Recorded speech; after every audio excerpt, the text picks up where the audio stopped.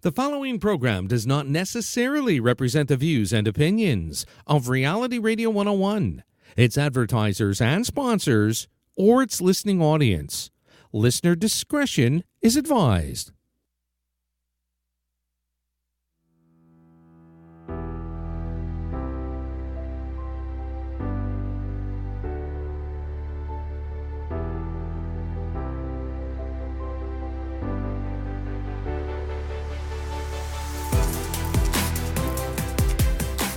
Welcome to the Bear Psychology Radio Show with psychologist, author, and speaker, Dr. Anna Baranowski, where mind, mood, and what matters to you are discussed. We are broadcasting live from Toronto, Ontario, Canada on Reality Radio 101. Get ready to talk, email, or post a message to us. We are looking forward to speaking with you and to respond to your questions. And now, your host of the Bear Psychology Radio Show, Dr. Anna Baranowski. Hi, everybody. I hope you're having a great week. This is Dr. Anna Baranowski, bearing witness to evolving mood, mind, health. I want to talk to you today about personalities and having relationships with really difficult people, because everybody knows what that's like. We've all encountered somebody whose behavior we just really don't understand or just seems to be really tough to get along with. And sometimes, especially if we're really people pleasers, we have a tendency to tolerate a lot of difficulty in our relationships and keep trying and telling ourselves things like, this person just needs a little bit of this or a little bit of that. And that might be true, but sometimes you are encountering a personality disorder, and personality disorders are rigid patterns of behavior. And the patterns are very pervasive, which means that they happen over a long period of time. It's not like some unusual feature that happens when maybe you haven't had enough to eat, or you had a poor night's sleep, or you're just feeling particularly stressed and it's an unusual behavior, or, something that happens that you don't really expect. But a personality disorder, you're going to see very similar features over a long period of time. So I want to cover a number of different topics today. One is, whether you're in a relationship with a difficult person, maybe with a narcissist. And actually what I'm going to do is I'm going to spend a little bit of time today going over the features, the actual features that we read in the DSM-5. That's the Diagnostic Statistical Manual, the 5th edition. And this is kind of like the Bible of the American Psychiatric Association for identifying personality disorders and all sorts of mental health disorders. And so we're going to look closely at that. We're going to look at, different kinds of personality disorders, particularly a narcissistic personality disorder and the antisocial personality disorder. Now, these two are particularly concerning because there's really a series of underlying features and behaviors that suggest that these people do not care very much about you. And yet they can be extremely charismatic, and you may find yourself getting close with somebody who you think initially anyways has a really great interest in you. But deep down inside, if you take the time and you ask the right questions, or you have nothing to offer this person, you may learn, in fact, that they really are interested in their own interests. So it could be a very difficult thing to deal with. So I did an interview a little while ago with Ingrid of Show Boundaries, and she really focuses a lot on managing relationships with narcissists. So you're going to hear a bit of that interview as well today. And, stay tuned for that, because one of the interesting things that we cover is a technique that she will detail about observing versus absorbing the impact that a narcissist might have on you. And then I'm going to talk a little bit about antisocial personality disorder, particularly, what is a sociopath and what's a psychopath, and what to kind of be aware of, what to be alert for. Because as I said before, sometimes, you can have people who seem extremely, interesting, have very bright personalities, attract a lot of attention, but they may not have, a deep sense of kindness or compassion for other people. So their motivations are driven by things that may be, very troubling and certainly very troubling to encounter. And Dr. Anna, if I may, I'd like to give out our contact information just for a moment, just in case, folks, we see you're tuning in. If you'd like to call us, if you're in the Toronto GTA area of Canada, our number is 905-725-1907. Toll free anywhere in North America, 1-866-905-7325. You can send us an email right now. Our email address is instudio101@gmail.com. Oh, thanks so much, Gary.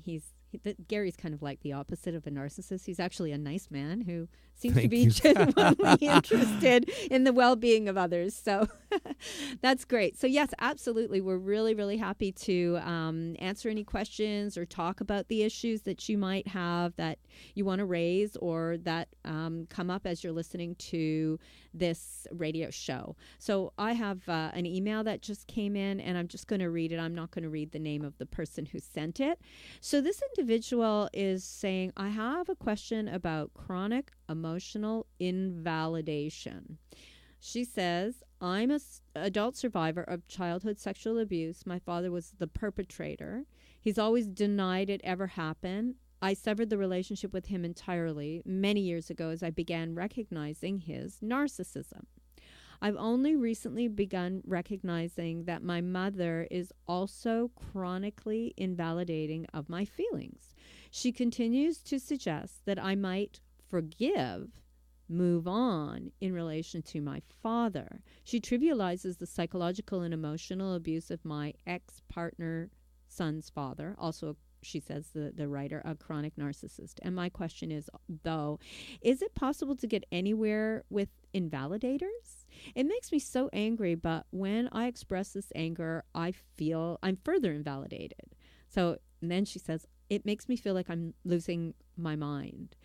This is really very on point for the conversation for today. And, what it really makes me want to do is kind of go through that diagnostic criterion for the narcissist, the sociopath, psychopath, the antisocial personality disorder cluster, and kind of answer the question within that context. But I have to say, I'm really so sorry to hear this. It sounds like it is so many layers of abuse and emotional neglect.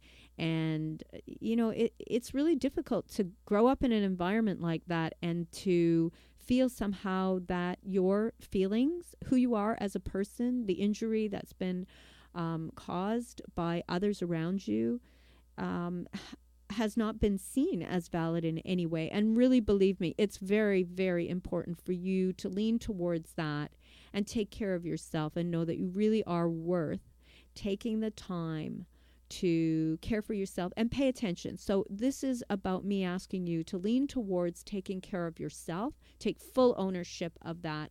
And if you know that somebody has this tendency to invalidate you or has done something really abusive or uncaring, you are completely in the right path if you need to separate from that individual or completely limit contact, because it sounds like there's no way that you can be safe in that environment.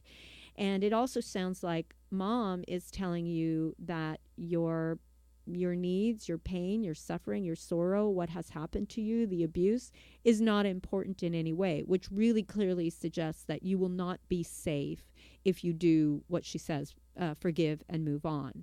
And it also, the other feature that stands out for me is that I'm not really a great forgive and forget person when it comes to people who are not actually even asking for forgiveness. So it does not appear that your father has really done some deep reflection and is, reformed and asking for forgiveness for things that he has done, and really taken, an accounting of his behavior and understood the impact it's had on you.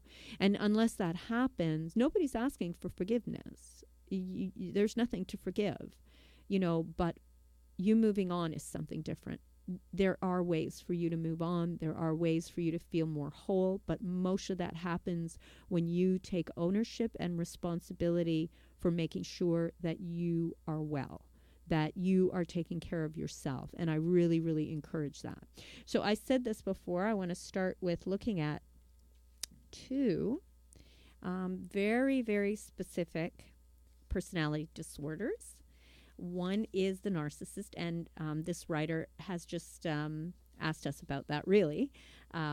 She believes that her father was a narcissist. So let's figure out what is this narcissistic personality disorder.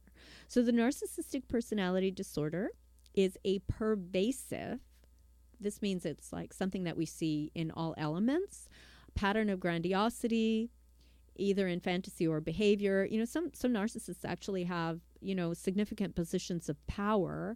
And that is something really we need to keep in mind, because there are people who have these personality disorders, and they also have so much power that, sometimes the people around them are not safe. So the narcissist has a lack of empathy beginning by early adulthood and present in a variety of contexts, as indicated in 5 or more of the following. So I'm going to go through these because they're very interesting.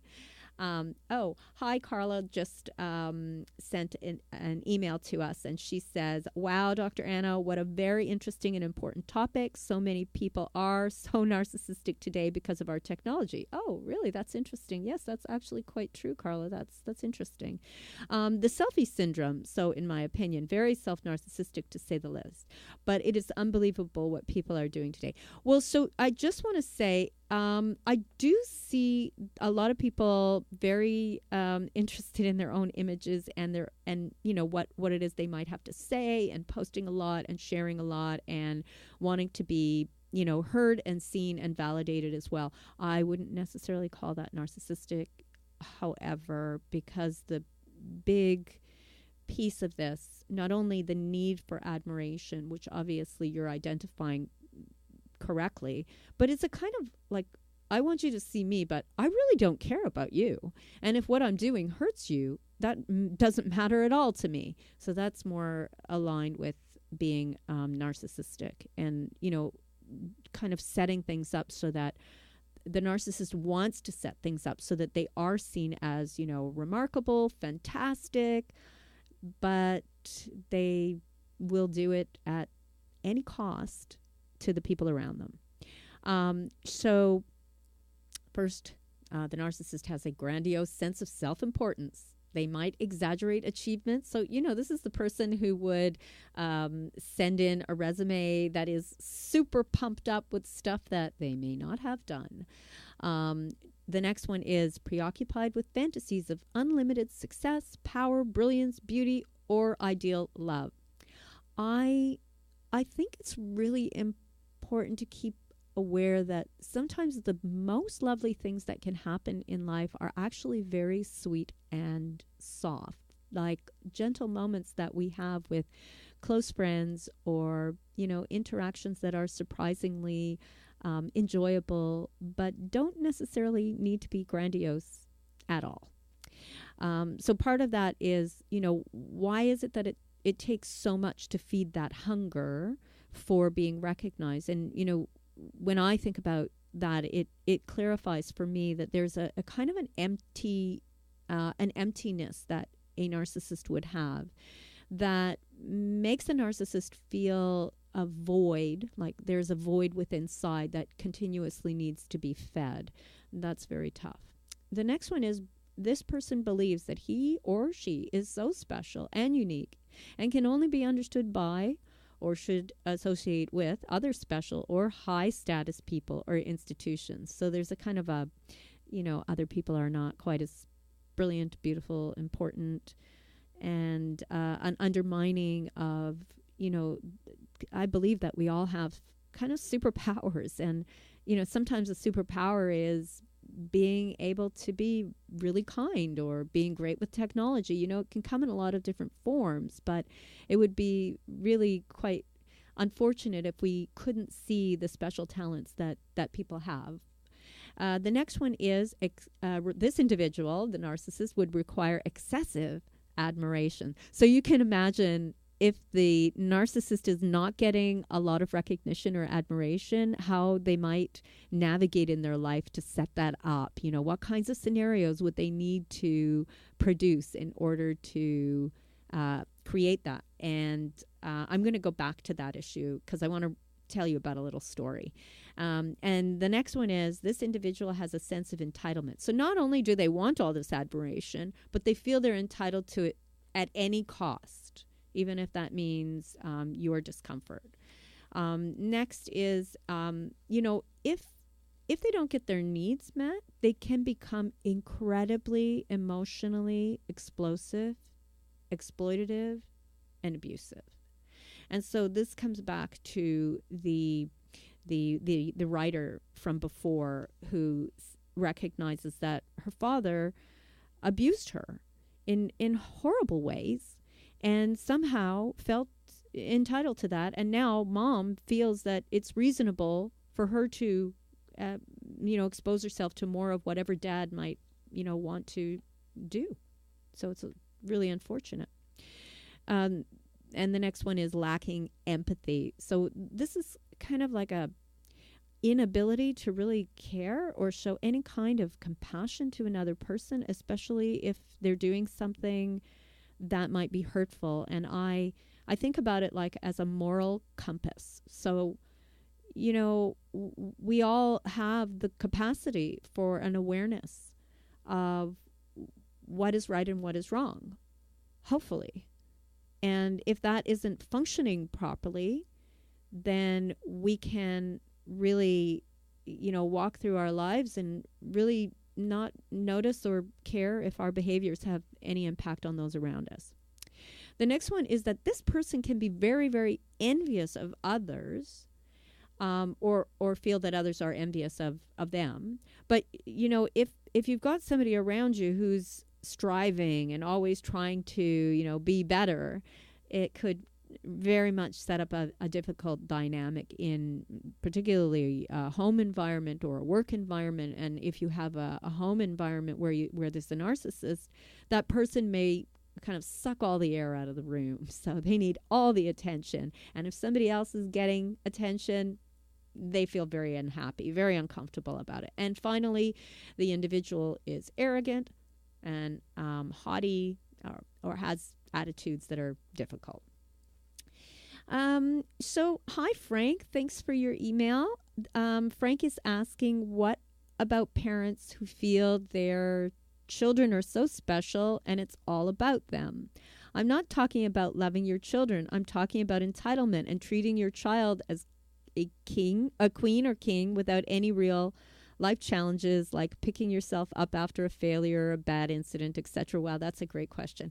That is so very interesting. And this is actually something that we hear a little bit in the news from, let's say, employers who are hiring a certain age group. And they let's say, for example, this millennial age group where there were a lot of resources poured into young children, and the school environment at the time, and this was not typical, 30 years ago, but has become more typical in the last generation or two, where, children will go out and they'll play a team sport and everybody gets a medal, even if they've not done, they haven't accomplished anything. So it kind of cheapens the medal, and it sends the wrong message that somehow we are, all, incredibly talented at everything. And look, we have this medal to show that we got through the game, even though we hadn't been practicing for the last 2 months. So what is that? And it makes me wonder again about what messages we tell ourselves about our need for achievement and recognition versus the sense of the enjoyment of having made an effort, worked hard at something, and, really, bear down and, find that inner grit. So I agree with you, Frank. I think it is kind of troubling that parents would treat their children as a king or a queen, and not give them real life challenges, because we know that when children are exposed to an environment where they have to learn, work for their goals, set goals, meet them, feel like they've accomplished something in that is significant to them, it gives them a really great sense of achievement. So this other kind of parenting can set up a terrible dynamic where the young person will be left with a feeling of, I guess I don't really need to work that hard, and life will, just be delivered to me. Yeah, it can definitely set up a terrible future for that individual. But then the other question is, will that create a narcissist or a sociopath? Not necessarily, but it may result in a young person showing up at a workplace, let's say, and feeling very entitled to things that the workplace does not deliver, and then experiencing failures because they had not learned how to create the infrastructure, the grit, the goal setting, the hard work for accomplishment. It's really an amazing thing when we really work towards something and achieve it. And it can feel really quite wonderful. And, I'll just say, Frank, just a little thing about myself. I grew up in a home where I was a first generation to Canada, and my parents had to work super hard. And so we all worked really hard, too, in our family because we just had to. And I look back at, what that did for me as a person, and I think that the, not being entitled, not having a notion that I was going to get something without working for it, has actually set up a great infrastructure, because I know what it takes to really face a challenge in life and to grow towards it and to achieve it. And the alternative is not so good. Thank you for sending that, Frank. That's actually quite interesting perspective. So I want to go back to something I had mentioned before. And this is actually quite an interesting story, and it comes back to an individual who requires excessive admiration or feels entitled.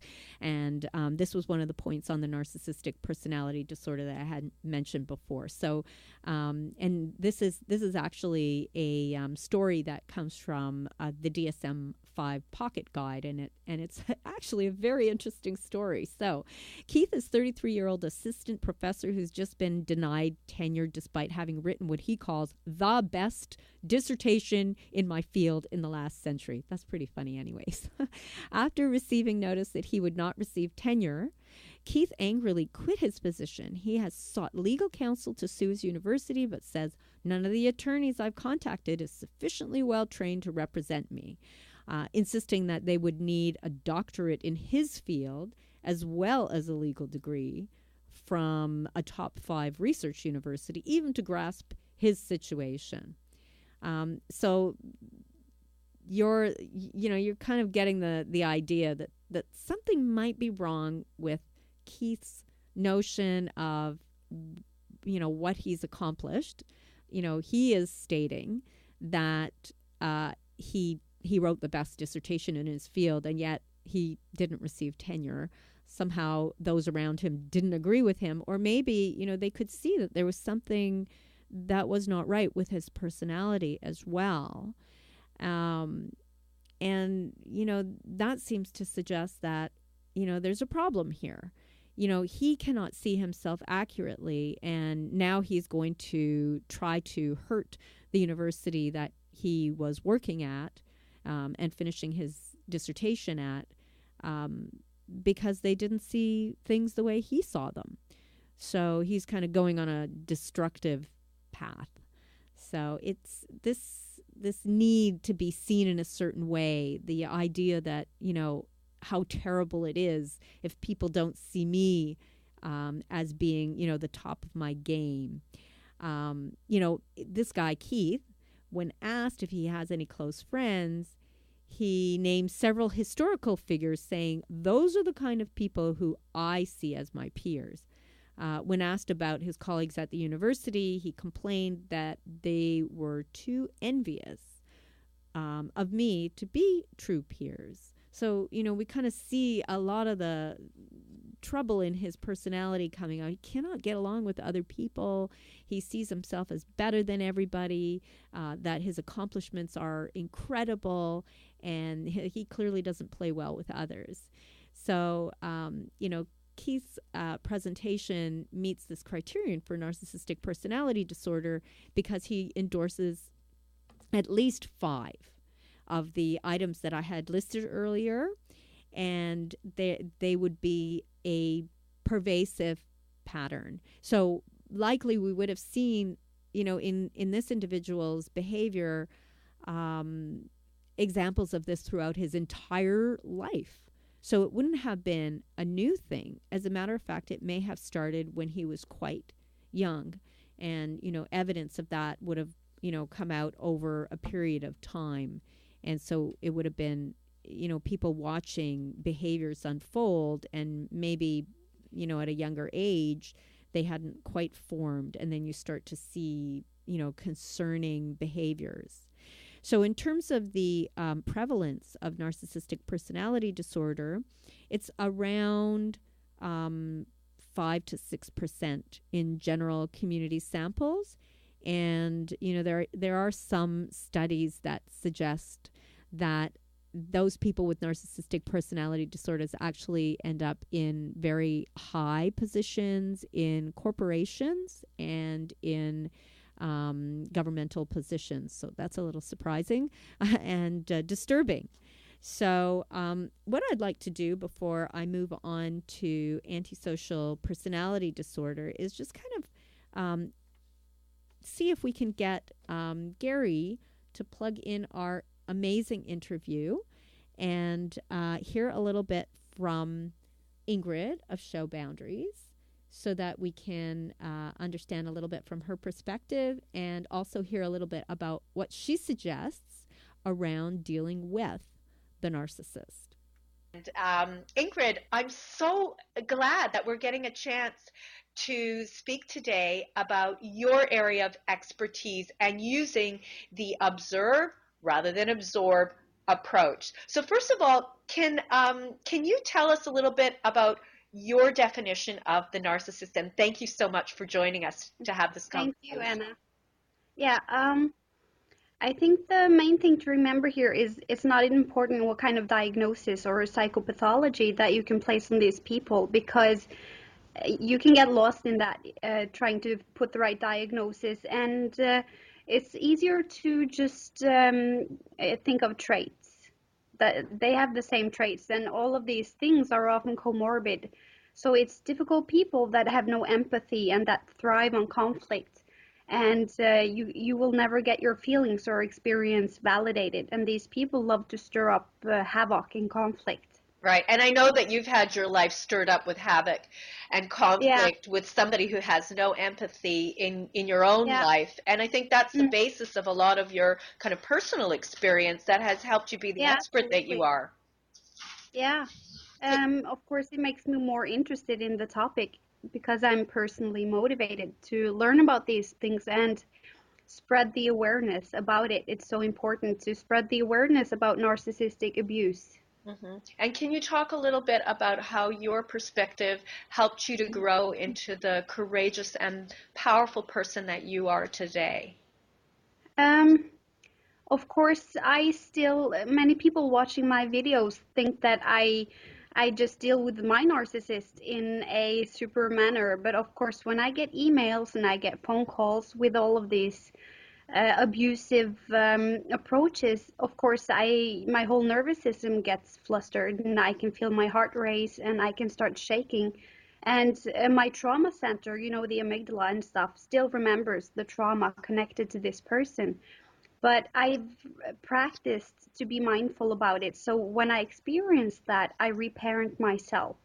So then I acknowledge that, wow, this was so traumatic for me that today I am still shaking up about it. And I pat myself on the back and say to myself, that's not, should never happen to you. And I nurture myself when I see that experience rather than being all flustered and being carried away about it. That is such a beautiful thing that you just said. This whole thing about kind of creating this containment vessel for yourself so that you can self-soothe and acknowledge and be self-respectful, increase the bar Absolutely. on Yeah. self-compassion, right? Yeah. Can you Yeah. tell a little bit about the observe rather than absorb approach that you've been using? Yeah. I think we should observe on two areas. First, you have to observe the narcissist and learn to recognize the techniques that they use to get you all flustered and emotional because they feed off that.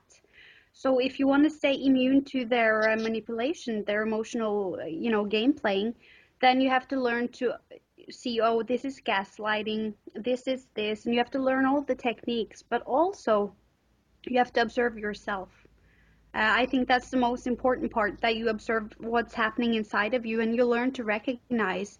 And as you do, you can recognize that this was so damaging to you that you're all flustered, even maybe many years later. And then you parent yourself. So you share yourself and you give yourself compassion for that instead of judging yourself. But it's not like you can do that in just, you can go 180 and do that. You go from being all carried away in post-traumatic stress and then, start nurturing yourself. It's a learning curve and you have to just rehearse and be persistent. So it's a step-by-step approach. So Yes, you might absolutely. notice the feelings coming up very rapidly, and you Yes. can't really change that because that's the Mm. neurophysiology of trauma. Yeah. So Yeah. it'll happen immediately, and then you notice yourself, you're in the muck now. Yeah. And then you've got to just apply that very deliberate approach where you allow yourself to notice, be self-compassionate, and do that beautiful reparenting you were just describing. Yeah. That containment that you create, which is Mm. wonderful. And it's important to know that the first times that you try it, you can't do it until in retrospect. So the first times you will get carried away and you can't help it, and then maybe 1 hour later you can observe it. So you're not able to observe it in the moment the first times that you rehearse it. So you look at it in retrospect and you can say, oh wow, that happened now when this guy came to me and I was so scared. But then if you're diligent and persistent, you will start being able to take that metaphysical perspective in the actual scenario when you're there. And then you can start reparenting yourself while you're in this emotional turmoil. Fantastic. Anything else that you think that our viewers would find helpful when dealing with that difficult person? Yes, there is one technique that also needs, you have to rehearse it because in the beginning you will get so emotionally flustered that you're not able to utilize it. But it's called a crack in the CD rehearsal. So when your narcissist is trying to provoke you with, for example, custody cases or dealing with a child, if you just repeat what they just said, you don't give them anything, or you can just say, I hear what you say. So every time they try to provoke you and they attack you verbally, you can just say, I hear you saying that. I hear what you say. And you just keep repeating that and you don't give them any of your emotions or anything. I find that particularly useful to use that. And then they won't get anything more to manipulate you from. But you have to rehearse it because in the beginning it's extremely difficult because you will get very flustered. Yeah, these are really important things to be aware of. So just to recap, first of all, we're dealing with somebody who is, one, emotionally unable to empathize and is very interested in stirring up the muck. Yeah. Two, we want to be able to observe rather than absorb, and then use the crack in the CD like you just explained, and recognize that you can fully use a reparenting approach to create a containment vessel for all these strong emotions. And then 4, recognize that you're not going to get it right away. These are things that you have to practice over time. And the idea is that you do not want to add fuel to the fire when you're dealing with that difficult person. Now, Ingrid, I want to thank you so much for joining us today, and I want to really highlight those amazing videos that you've put up on YouTube at Show Boundaries, because they add a huge amount to the dialogue about dealing with difficult people, and especially with the narcissist. And I just again want to thank you so much for your time and your ability to do this important work.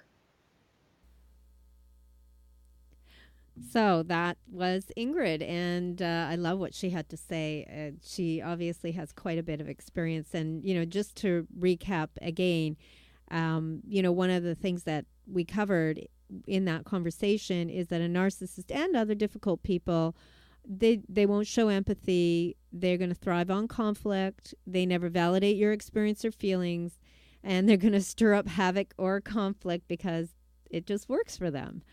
So I don't think that we can really change other people's behavior. I think that in the best case scenario, we really work hard to change our own behavior or to recognize areas where we could grow.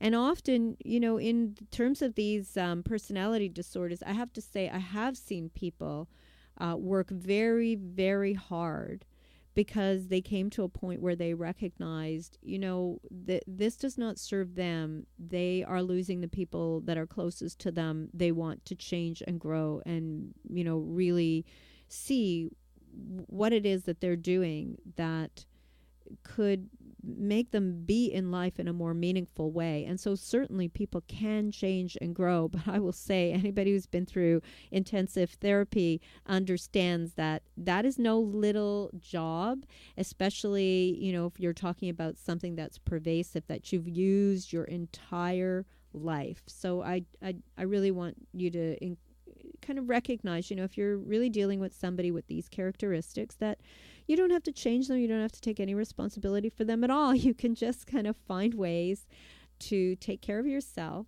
and let that person go. Hi, Mike. Thank you for your comment. You're saying, I love that you state that folks should not feel entitled to anything unless they worked hard. That's the way it should be. These folks that feel society owes them everything are totally wrong in that thought process. Yeah, I agree with you, Mike. And not only is it wrong, but it in the long run, it doesn't serve, because what ends up happening is that we get into this terrible cycle where we don't feel that we're getting what we want, and then we don't get what we want, and then we're angry about not getting what we want, and we're always externalizing our desire and our longing to have our needs met by expecting that the world around us will fill that in. And in these cases, frequently what ends up happening is actually people start avoiding us. They give us less. They're not interested in really interacting with us. We don't get promoted. We don't get opportunities, an expectation that I should have something just because I should have something.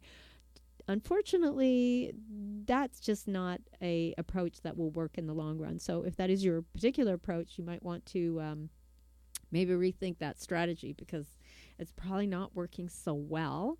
And as I had been talking before on a more personal level, that, having that infrastructure, really learning how to work hard towards your goals, even if they're really small ones to start with, and then feel that sense of accomplishment, what it's like to actually, let's say, go to the gym and, learn a new thing or meet a certain goal, and just see that, you can get stronger, or you can get smarter, or you can get clearer about, things that you're very interested in. Maybe your goal is to learn how to knit a sweater, and that's fantastic. But, you still have to start with picking up the needles and learning how to hold them and all those little steps. And there's a kind of like a humility that is sweet and allows us to stay with a new task while we're learning. And when we are able to be kind of gentle with ourselves and humble, then we can do that, and we can continue growing throughout our life. And there's a lot of juice in that. There's a lot of excitement in that, being able to continue learning and growing through a lifetime. But if we feel too big, too entitled, too special, it's hard for us to start anything from scratch because, we kind of don't like to see ourselves struggling and, not being fantastic to start with. Okay, I'm going to talk about the antisocial personality disorder. This one is kind of disturbing because, and again, this is also a pervasive pattern. So it's something that we've seen that comes over a long period of time. And usually people who have this background in antisocial personality disorder, actually, there are signs that predate it. And, in these cases, in most cases, you can see other symptoms that start before the age of 15. And there's another disorder called conduct disorder. And there's also a sequence of criterion that predate the antisocial personality disorder that look like conduct disorder. So let's get back to antisocial personality disorder. And here we have a failure to conform to social norms with respect to lawful behaviors. And, we see this in different acts that are grounds for arrest. And all of these would have started at least by age 15. Deceitfulness, indicated by lying, use of aliases, so other names, conning others for personal profit or pleasure, impulsivity or a failure to plan ahead, irritability or aggressiveness. This individual might get into physical fights or assaultive behavior, a reckless regard for the safety of self or others. So you can see in some of these cases that there may be some confusion at times. Is this person a narcissist or is this person something else? So that's why I wanted to clarify, because sometimes people get a little bit confused about the antisocial personality disorder versus the narcissist.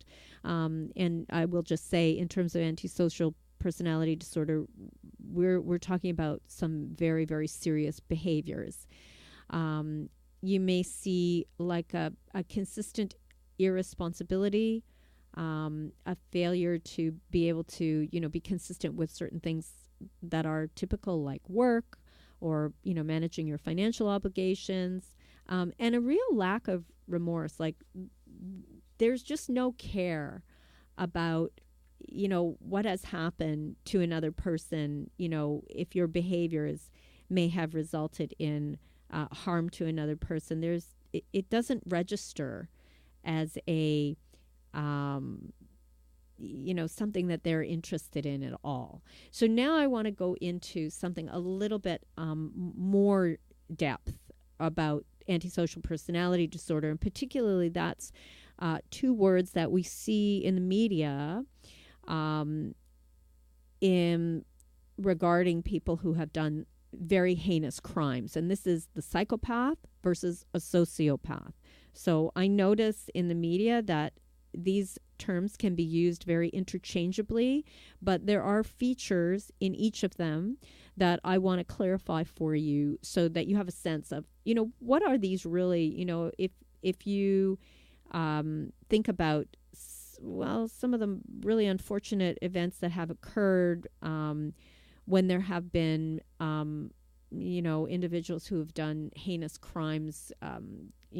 There are a series of murders that are under investigation in Toronto, and they've been uncovering and realized after many years that one individual was responsible for I think there were approximately, now there's 14 gay men who were buried in the city of Toronto, and the killings are attributed to one individual, and this individual was known to be involved in this community and involved with these individuals even, and had been investigated. So it's interesting because he was kind of a trusted person, and yet he was doing these heinous things.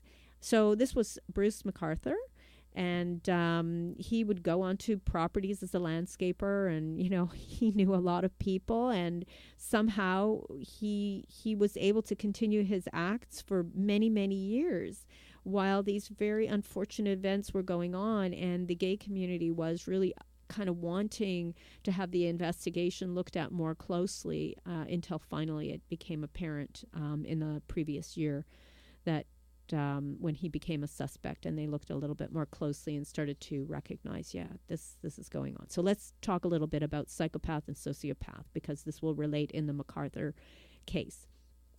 So psychopaths are about 1% of the general population, whereas sociopaths are about 4% of the general population, and they are both recognized to meet the criterion for antisocial personality disorder, but they both obviously they lack empathy. They don't really care about social rules or behaviors. They're not interested in kind of paying attention to that. Although on the outside, on the surface, they may go along with the norms so that they can continue their behaviors unnoticed. But deep inside, they don't have any remorse or guilt for their actions. So we're still talking about antisocial personality disorder, and both have a tendency to be violent. Now, a psychopath, this individual does tend to be more well-educated and have a career, some career of some type. So just think about this as I'm going along in terms of the MacArthur case and what I've just told you about it. The fact that there were all these people who were found dead, that he was involved in all of these cases, that he was having relationships with these individuals, and they obviously ended up in violence and death, and just how this was unfolding over multiple years, what it would take. Now, the sociopath is likely to be uneducated and unable to keep a steady job. The sociopath's behavior would be erratic. They would demonstrate rage and anger. Whereas with the psychopath, their behaviors would be controlled. Now, with MacArthur, he was interviewed by police prior to him being charged or identified even as a suspect. So somehow he was able to have that engagement with police, and they did not pursue it further for quite a while. Psychopaths are highly manipulative, whereas sociopaths are impulsive and spontaneous. The psychopath is completely unable to form any, deep personal relationships, and they may find that they are isolated in their life. Now, the psychopath has a tendency to create opportunities for calculated risks, and while the sociopath is going to be more impulsive, spontaneous, but they might actually form an attachment to a person or a group. And crimes committed by a sociopath are typically very spontaneous. So think about that in terms of MacArthur, and the fact that over multiple years, he was engaged in a community that was vulnerable actually to him and his behaviors. So, it was only recently when his crimes were uncovered, and he was involved in the community for many, many years. So, it makes us realize that sometimes people can have deep within inside of themselves behavior characteristics that are actually incredibly dangerous, that don't get revealed on the outside. So that's really, really tough to think about, because sometimes we feel like we know the people who are around us, and in most cases that's true. But, sometimes we have to actually really pay attention, especially if you tend to be a very forgiving person, or really work hard on your relationships, or give people the benefit of the doubt.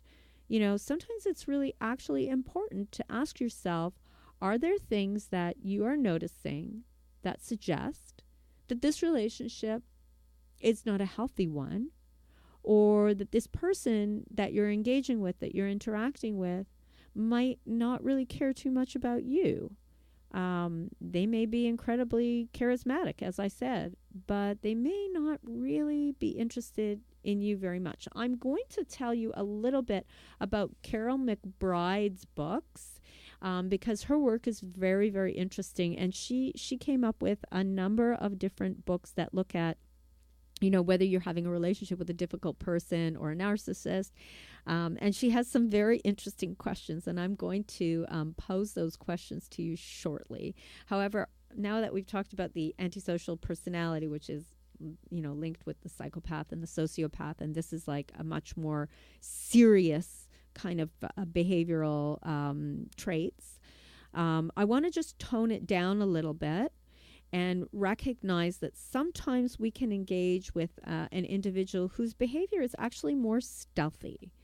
So you might find yourself maybe in a work environment where, you're actually enjoying a relationship with somebody who you feel close with, who's charming, who has been very supportive, even compliments you, a person who you notice takes interest in you, shares personal information. And so you feel like, I like this person. I'm going to share a little bit with this individual as well. But then you notice that you're sharing some of your personal stories, and that those personal stories are showing up elsewhere. Other people know about what you've said, or you might share something that maybe something about a work project that you've been working on, and then the next thing you know, this person is taking credit for it. Like, there's nothing illegal about any of this. It's just it's underhanded and mischievous and disturbing and legal, which means there's nothing anybody can do about it. But, when it comes to having that moral compass and that sense of having a ethical mandate and feeling really like, it's important for us to live on this planet together, to share our spaces together, to know that we are part of a larger human community, and that we want to be able to feel connected and safe in our relationships. And, sometimes when we have this kind of what I'm going to call a social predator, they don't actually have enough of the traits for antisocial personality disorder or the narcissistic personality disorder. Like they may be below the threshold, but their negative traits are insidious, and they're also pervasive. They're willing to do whatever they need to do to take care of their own needs, and not very kind of willing to understand that this may actually have a negative impact on the people around them, or that they might hurt somebody. Hi, Bob. Bob is just saying, what a very interesting show today. Thank you very much for the explanations. Yeah, I actually find this topic really quite interesting, Bob. I think everybody has encountered a difficult person, and I think that, we have very, very funny notions about wanting to always be positive and happy and pleasant and all of these things. And I do consider myself a pretty positive person, but I think it's also really very, very reasonable for us to recognize that, we can encounter great tragedy and sadness, that we need to actually notice when we're encountering somebody who doesn't have the skill set of empathy for others. And I think we actually really need to, as a culture, as a community, as a society, start to identify ways in which people who struggle with this lack of skill set, the lack of the moral compass, the lack of the ethical mandate, lack of empathy, and find strategies so that they can learn those skills and to find meaning in learning and adopting those skills. Because really, as I said before, we're all part of a human community, and we want to be able to support each other and do what's right, and live with a sense of moral compass. So I want to finish today with a couple things. One is, if you haven't subscribed already to our YouTube channel, it is youtube.com/whatisPTSD. Or you can just go to YouTube and just type in what is PTSD, and you will see our channel.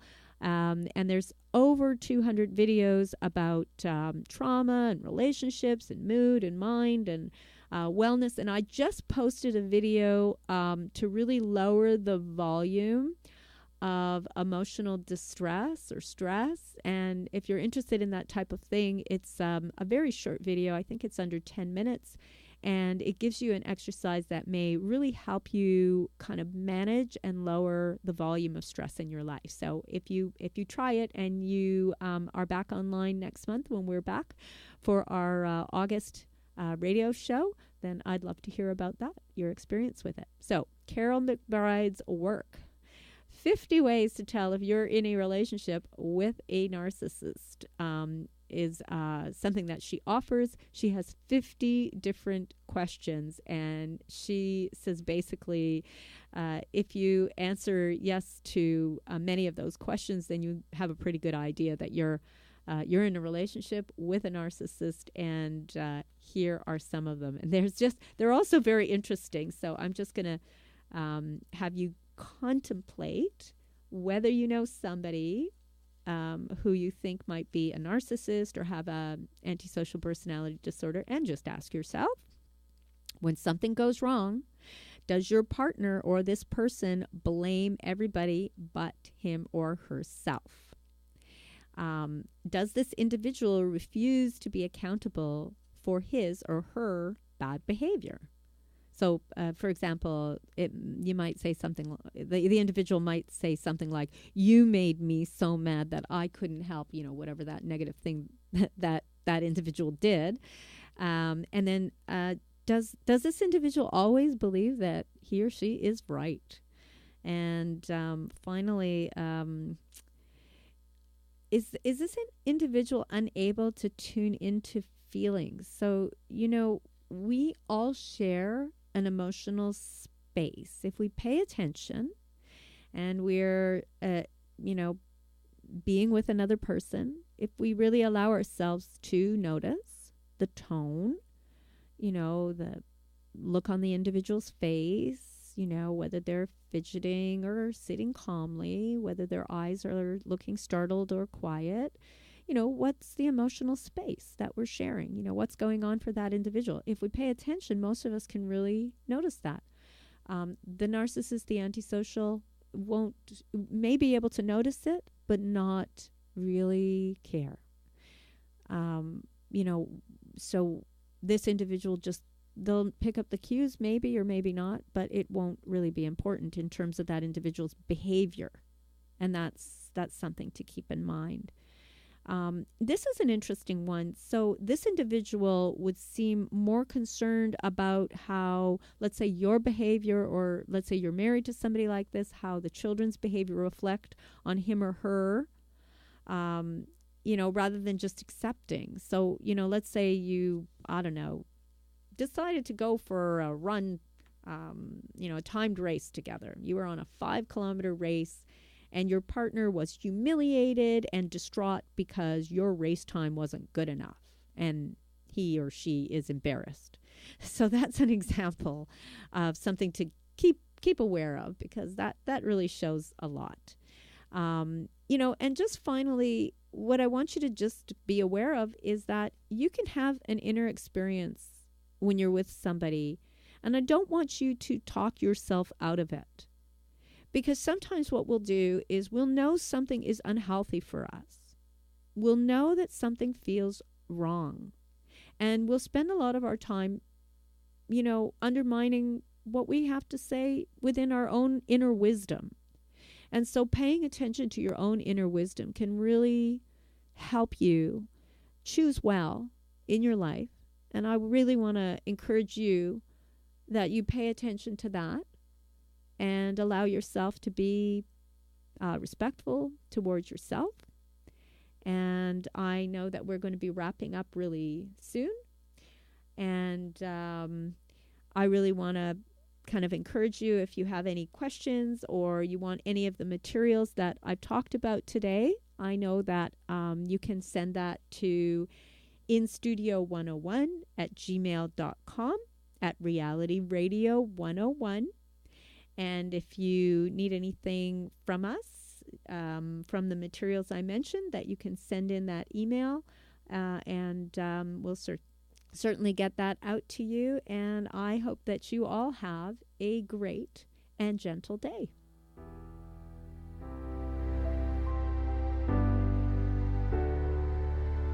Thank you for listening to the Bear Psychology Radio Show with your host, Dr. Anna Baranowski, right here on Reality Radio 101.